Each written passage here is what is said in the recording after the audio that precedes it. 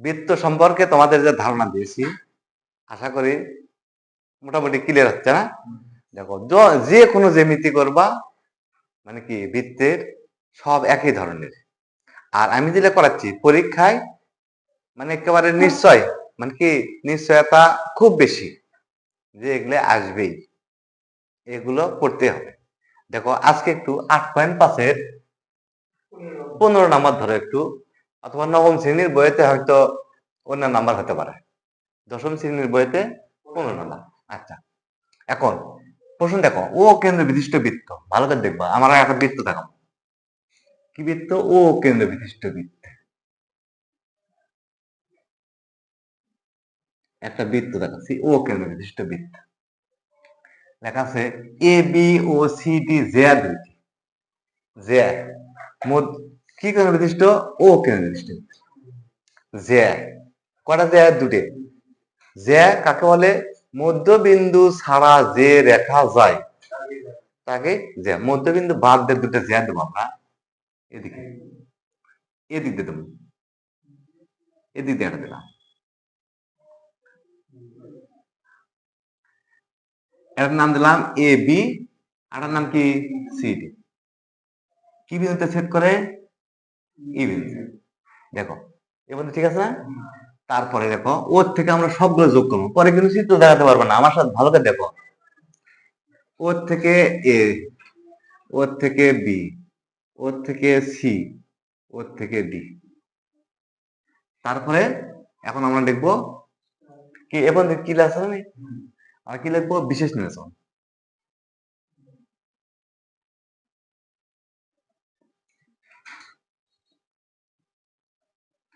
কি লিখতে হয়? মনে করি, মনে করি না? তারপরে প্রশ্ন যা আছে দেখে দেখে আমরা তাই লিখবো, তাই না? ওকে আছে, আমরা প্রমাণ করব। তার আগে এরকম চিত্র থাকলে প্রমাণ করা সম্ভব নয়, বাড়তি কিছু লাগবে। তার বাড়তি কিছু লাগলেই তার মানে অঙ্কন আছে, আর যখন বাড়তি কিছু না লাগে তখন অঙ্কন নাই। ঠিক আছে, এখন বাড়তি কিছু লাগবে। তাহলে আমরা দেখো এই যে যোগ করলাম, কি যোগ করছি? বি কমা ডি আর বি কমা সি যোগ করি, যোগ করছি না? তাহলে আমরা অঙ্কন লিখবো। কি করছি? বি কমা সি এবং বি কমা ডি যোগ করি। দেখো পূর্বের যে জ্যামিতি গুলো করছো একই রকম, কোনো ইয়ে নাই, মানে কি পড়ার কোনো দরকারই নেই, খালি একবার ভালো করে শুনবা। প্রমাণ। আচ্ছা, এই যে দেখো মধ্যেকার সঙ্গে কোন, তাই না? মধ্যেকার সঙ্গে বাদ দেবো, তাহলে কোন চাপ নেবো? বিডি। দেখে বোঝা যাচ্ছে না? বিডি চাপের উপর দণ্ডায়মান, তাহলে আমরা লিখবো বিডি চাপের উপর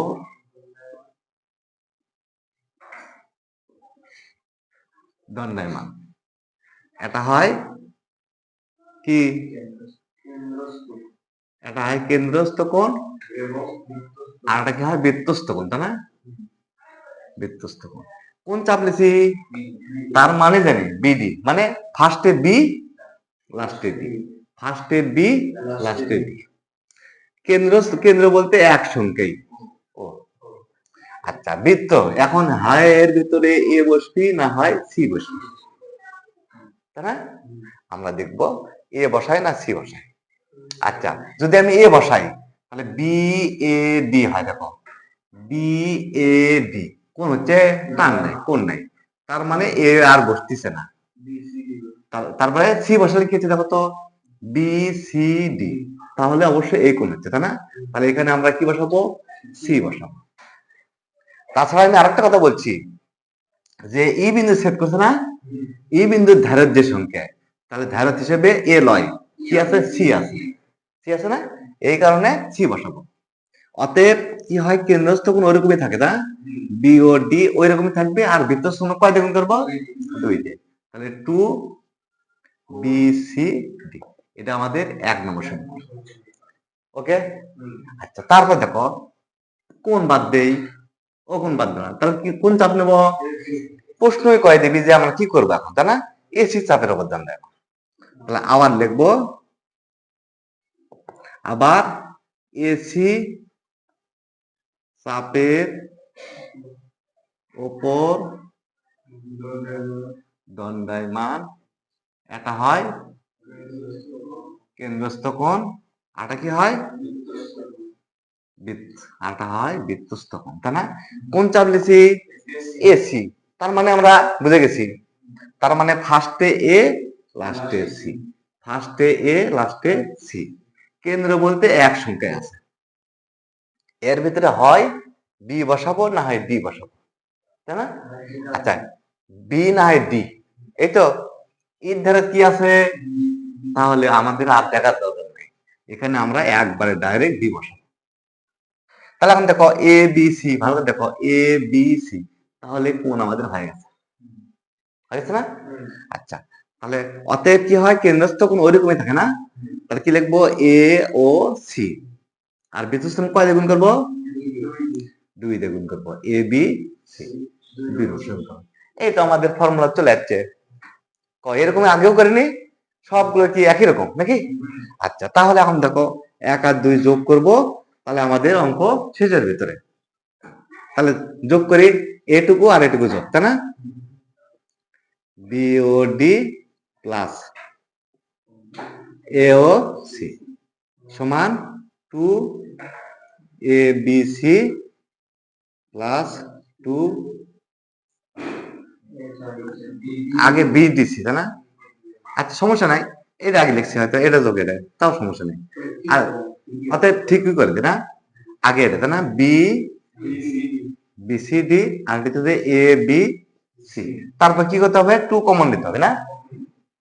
আমাদের নিয়ম অনুযায়ী জানা আছে বিও ডি প্লাস এও সি, 2 কমন নিলাম, কমন নিলে কি থাকছে, BCD plus ABC.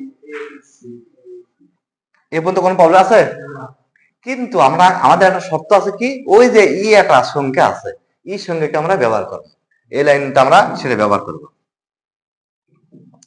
Bio D plus এও সি।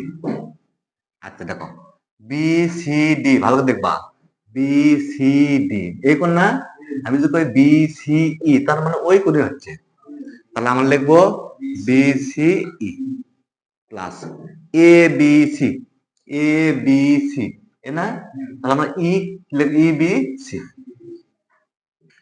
ই বি সি, এই তো। আচ্ছা, বা